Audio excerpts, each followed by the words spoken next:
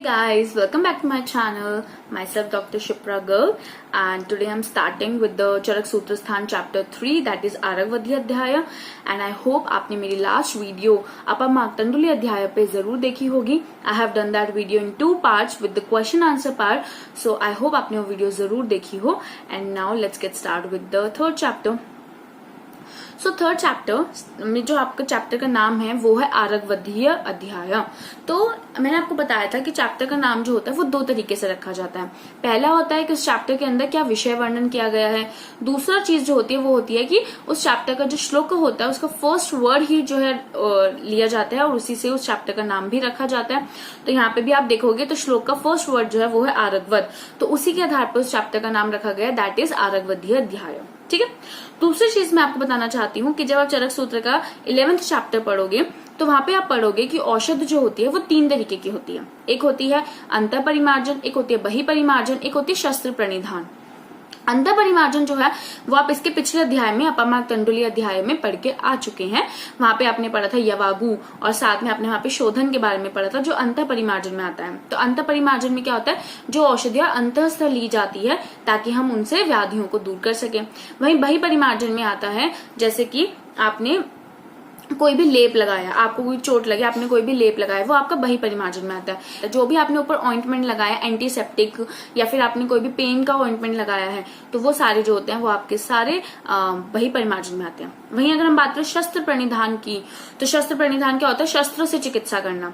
जैसे कई बार कुछ अश्मरी की चिकित्सा जो होती है वो शस्त्र से करनी पड़ती है, तो जिसके बारे में सुश्रुत ने भी बताया है. सुश्रुत ने 8 प्रकार के शस्त्र कर्म बताए हैं, वहीं चरक ने 6 प्रकार के शस्त्र कर्म बताए हैं. और साथ ही जिसमें आप जलोका से अग्निकर्म, शार कर्म, इनसे भी आप जो चिकित्सा करते हैं सारी शस्त्र कर्म चिकित्सा के अंदर आती है. तो ये 3 प्रकार की जो होती है हमारी औषधि होती है और हम इन 3 प्रकार से जो होते हैं चिकित्सा कर सकते हैं. स्टार्ट करने से पहले मैं आपको बताना चाहती हूँ कुछ ऐसे पर्याय जो बहुत इंपॉर्टेंट है. जैसे विश्व भेषज शुंठी को कहा जाता है. ठीक है. शिशु भेषज अति विषा को कहा जाता है. श्वित्र भेषज काकोदुम्बर को कहा जाता है और बाल भेषज जो है वो रसांजन को कहा जाता है. ये कंफ्यूज मत करना, ये आपको कई कई जगह पे पूछे जाएंगे. अब दूसरा जैसे एड़ गज चक्रमद को कहा जाता है, उसी तरीके से मृणाल जो है वो आपको पता है कमल को कहते हैं, लेकिन अमृणाल जो है वो खस को कहते हैं. तो ये सब चीजें जो आपको यहीं पे देखने को मिलेगी. आप इन्हीं के बीच में आपको कुछ ऐसे कंटेंट्स मिलेंगे, लेकिन ये पर्याय इंपॉर्टेंट है. अगर आपको यहाँ भी यूज नहीं हुए तो कहीं ना कहीं आपको जरूर यूज होंगे. अब हम बढ़ते हैं चैप्टर की तरफ. तो इस चैप्टर में चरक ने 32 प्रकार के लेप का वर्णन किया है बहिपरिमार्जन हेतु. और फिर चरक ने उनका कुछ डिवीजन ऐसे किया, जैसे उन्होंने कहा कि कुष्ठ नाशक 15 लेप बताए हैं. वहीं पे वात के नाशक उन्होंने 4 लेप, वात रक्त के लिए 3, सिरह शूल नाशक 2, दाह शामक 2 और बाकी जो हमारे 6 बचते हैं उनमें उन्होंने एक प्रकार के ही लेप बताए हैं. जैसे कि उदर शूल नाशक 1, पार्श्व शूल नाशक 1, शीत नाशक 1, विषघ्न लेप 1, स्वेदहर लेप भी 1 और दुर्गंध नाशक. ये 6 प्रकार के लेप जो हैं वो उन्होंने एक ही बताए हैं. अब हम बढ़ते हैं कुष्ठ नाशक लेप में. तो इस बात का ध्यान रखना कि 15 प्रकार के जो कुष्ठ होते हैं उसमें 6 ऐसे लेप बताए उन्होंने जिनमें हमें सबसे पहले गोपित्त से भावना देनी है उसको और उसको सरसप तेल में फिर साथ में मिलाना है. तो ये ध्यान रखना कि सिर्फ 6 ऐसे लेप हैं जिसमें उन्होंने ऐसा करने को कहा है. और वो लेप है आरगवद आदि लेप, दूसरा है श्रेवा आदि लेप, फिर उसके बाद है भोज आदि लेप, वाणिज्य को आदि लेप, वचा आदि लेप और मनःशीला आल गृह धूम आदि लेप.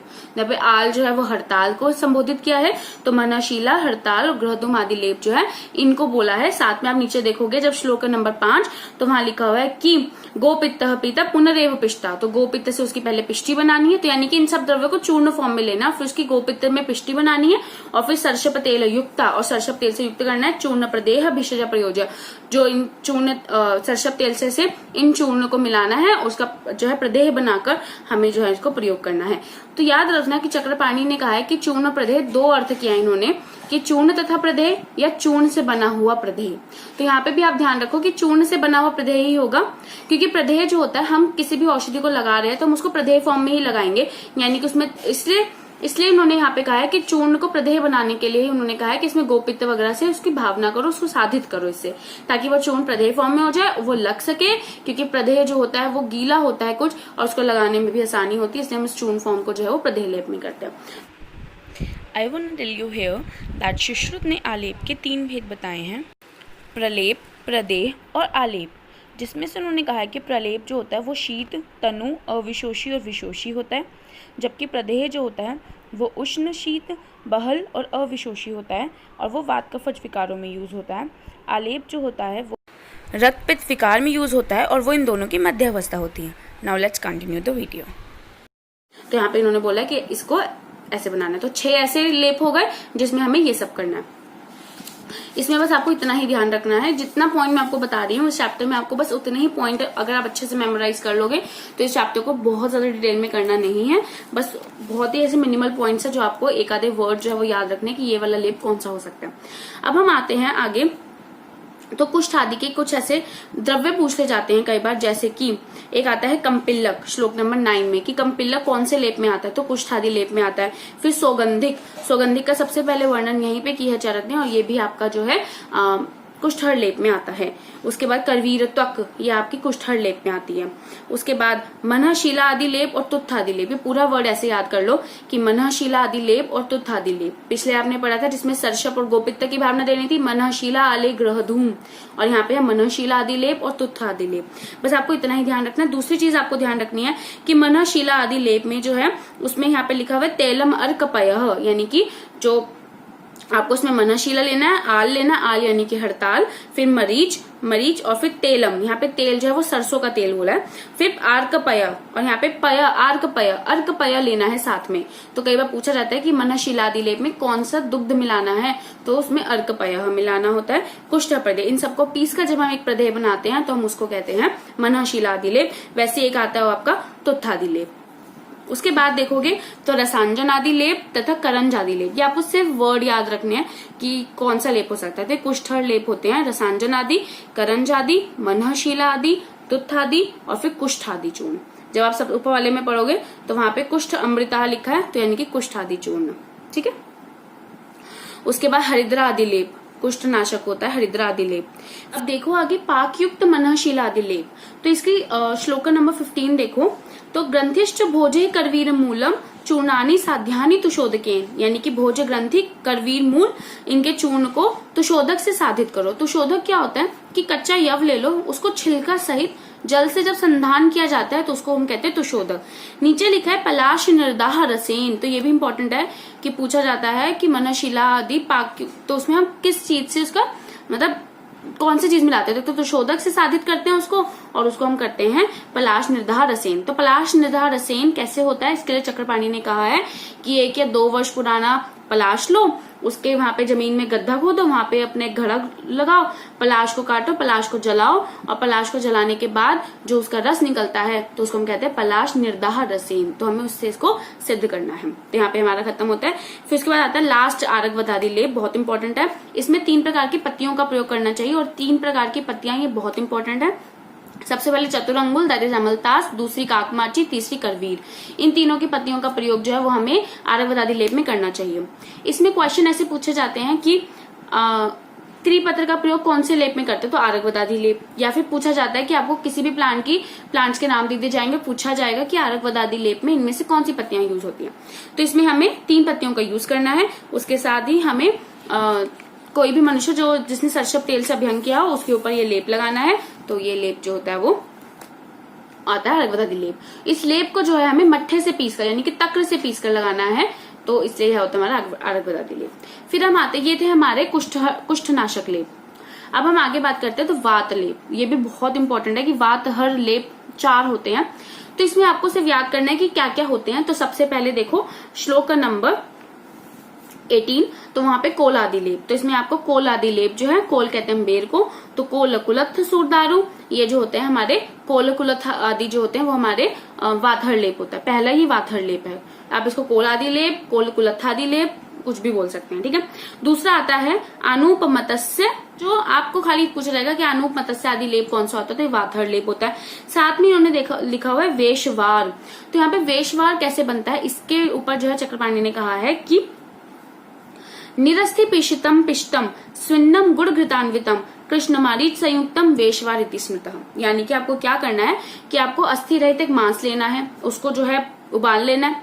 उसको उबाल लेने के बाद उसमें उसको उबाल लेने के बाद उसको पीस लो, उसको पीसने के बाद गुड़ घृतान्वितम, उसमें गुड़ मिलाओ, घी मिलाओ, साथ में कृष्ण मरीच संयुक्तम, कृष्ण मरीच से संयुक्त करो उसको। और ये आपका कृष्ण यहाँ पे क्या है, पिपली, ठीक है। तो पिपली से कृष्ण मरीच संयुक्तम, कृष्णा से, पिपली से और मरीच से उसको संयुक्त करो और यहाँ पे आपके बन गया वेशवार। तो ये आपका होता है वेशवार। तो यानी कि अनूप मत्स्य की वेशवार बनानी है आपको यहाँ पे। और ये था आपका दूसरा लेप, वातहर लेप। तीसरा आपका होता है स्नेह चतुर्भी दशमूले ही इश्च गंधो, ठीक है। तो आपको सिर्फ टर्मिनोलॉजी याद करनी है, स्नेह चतुर्भी ही दशमूल, यानी कि दशमूल जिसमें आपको चारों प्रकार के स्नेह मिलाए गए हों। चक्रपाणी ने इसको 3 तरीके से बताया है, वो इतना इंपॉर्टेंट नहीं है, बस आपको ध्यान रखना है कि दशमूल जिसमें चतुर्भी स्नेह मिलाए गए हो, एक वो होता है वातहर लेप। ये आपके 3 तरीके के हो गए, पहला कोल आदि, दूसरा अनूप मत्स्य आदि और तीसरा हो गया स्नेह चतुर्भी दशमूल आदि। चौथा लेप जो होता है वो होता है आपका सतेलम अम्लम। तो इसमें आपको 4 ड्रग्स लेने हैं, कुष्ठ, फिर आपको सौंफ, यहाँ पे सौंफ के लिए शतहवा वर्ड यूज हुआ है, फिर वचा और साथ में आपको यव लेना है। इन चारों का चूर्ण लो, उसमें तैल अम्ल संयुक्त करो, यानी कि तैल आपको लेना है तिल का तेल और अम्ल यानी कि कोई भी अम्ल कांजी द्रव कांजी ले लो और इसको फिर इसको सिद्ध कर दो। तो ये आपकी हो जाती है 4th वातघ्न लेप। तो आपके 4 प्रकार के लेप हैं, फिर से बताती हूँ। पहला कोलादि लेप, दूसरा अनूप मत्स्य की वेशवार, तीसरा होता है स्नेह आदि चतुर्भी दशमूल और चौथा होता है आपका यहाँ पे सतेलम अम्लम, ठीक है। फिर हम आगे आते हैं वात रक्तहर लेप। तो वात रक्तहर मैंने आपको बताया था कि 3 लेप होते हैं। तो सबसे पहले देखो मधुकम मधुकम बलाम, ठीक है। तो सबसे पहले मधुकम मधुकम और ये आपको सीतोप्ला, इसमें इंपॉर्टेंट है सीतोप्ला। तो ये आपको मिलेगा श्लोक नंबर 21 में। तो आप देखोगे तो मधुक भी डाला है इसमें और मधुकम भी डाला है और साथ में सीतोप्ला। तो ये आपकी होती है पहली वात रक्तहर लेप। दूसरी देखो तो श्लोक नंबर 22 मधुशेष युक्तम, दिखा आपको मधुशेष युक्तम। पूछा जाता है कि चक्रपाणी ने मधुशेष युक्तम से क्या तात्पर्य लिया, मधु में बचा हुआ पार्ट या ऐसे ऐसे करके आपको बहुत सारे ऑप्शन मिलेंगे, पर इसका आंसर है सिक्तक। मधु शेष युक्तम से चक्रपाणी ने इसको सिक्तक लिया है, सिक्थक, ठीक है, सिक्थक। फिर आ जाओ मधुशेष युक्तम आपका दूसरा है। फिर आ जाओ आपका तीसरा जो होता है वो होता है गोधूम चूर्ण। तो यहाँ पे आप देखो वाते सरकते सघृतम प्रदेहो गोधूम चूर्ण छगली पयश्च। तो तीसरा क्या है, गोधूम चूर्ण, उसको छगली पयश्च, छगली के पय से उसको सिद्ध करो, साथ में उसको उसमें घृत मिलाओ। तो ये आपका होता है वात रक्त। तो 3 लेप हो गए। सबसे पहले है आपका मधु मधुकम सीतोप्ला, दूसरा लेप है आपका मधुशेष युक्तम जिसे हम सिक्थक चक्रपाणी ने कहा है उसका मतलब, ठीक है।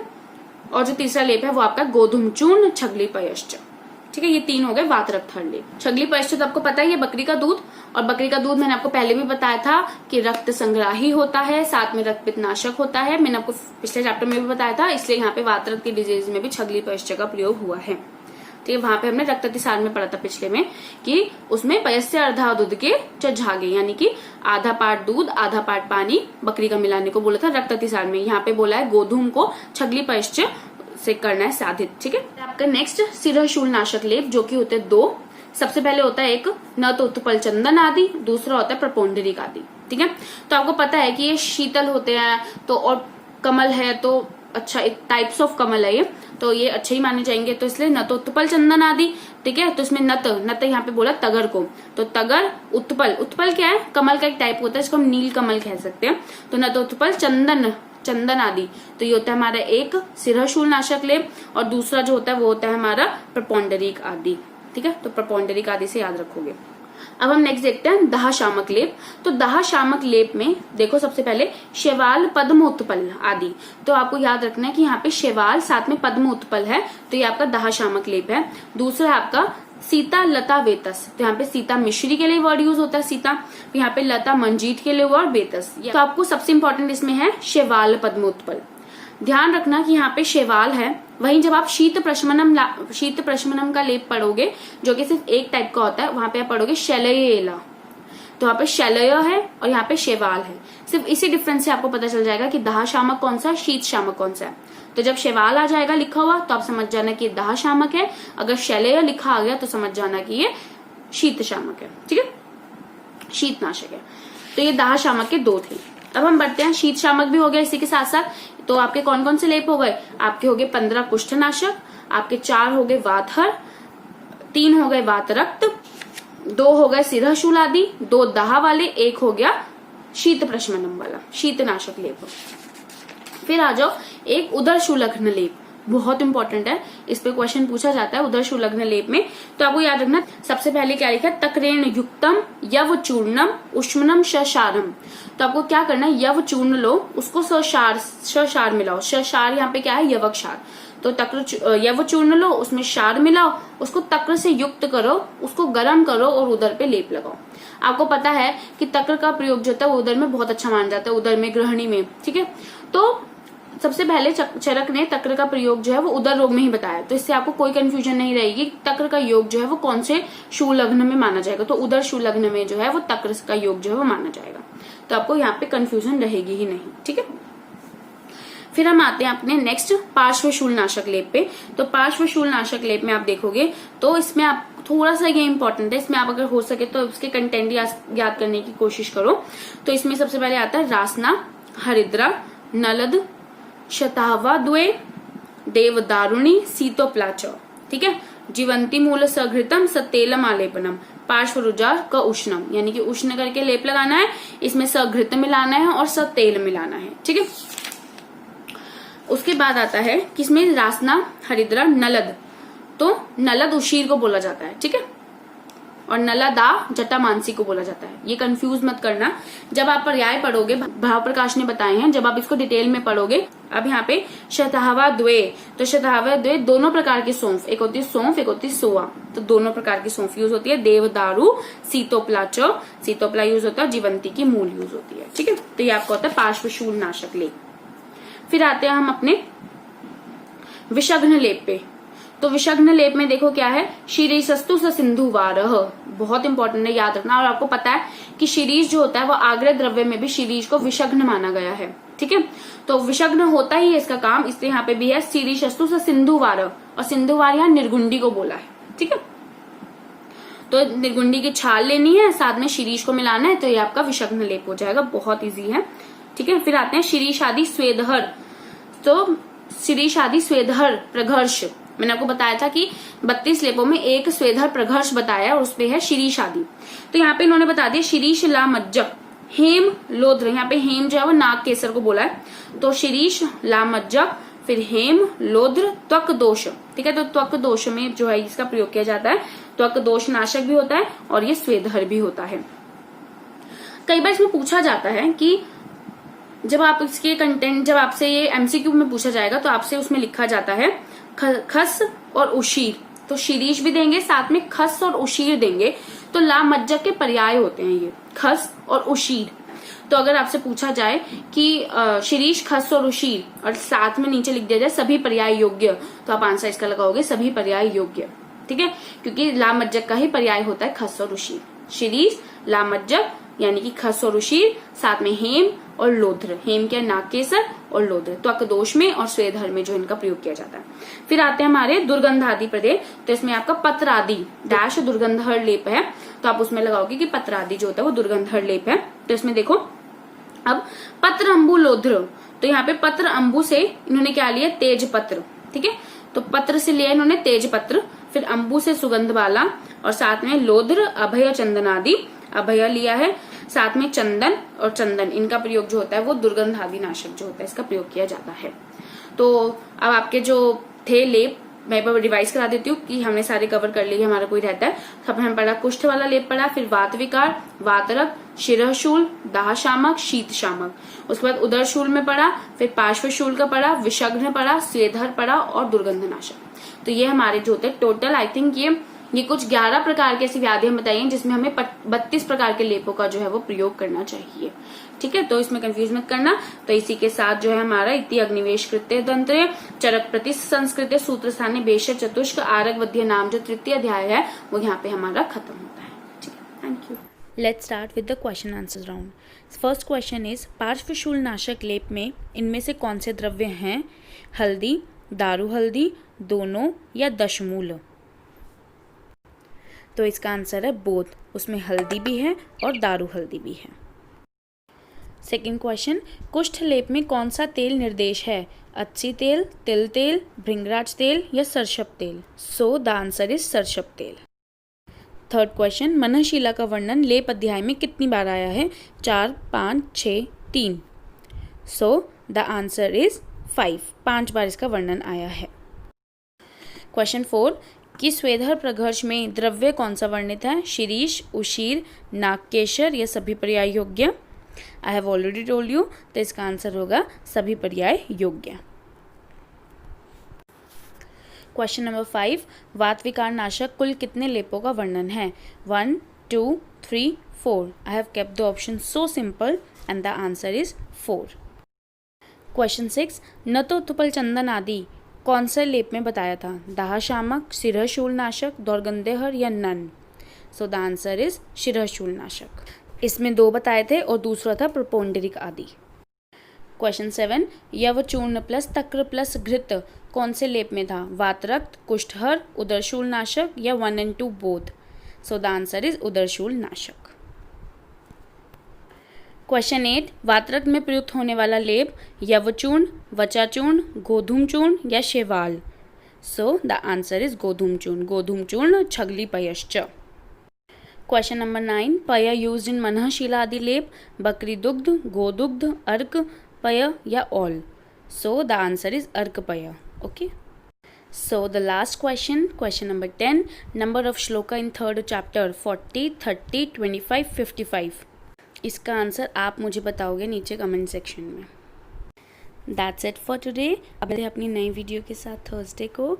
एंड अगर आपको ये वीडियो अच्छी लगी है तो प्लीज़ इस वीडियो को लाइक करना, चैनल को सब्सक्राइब करना।